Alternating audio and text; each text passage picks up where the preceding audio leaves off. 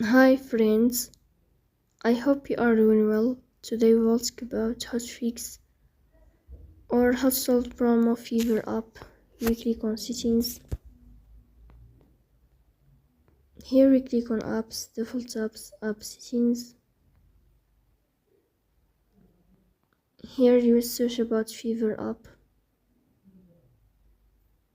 Then here we click on first stop and we click OK. Then here you will enter to storage. Then here we click on clear cache. In the end, you will turn off your phone and you will wait a moment to restart your phone again to fix that problem.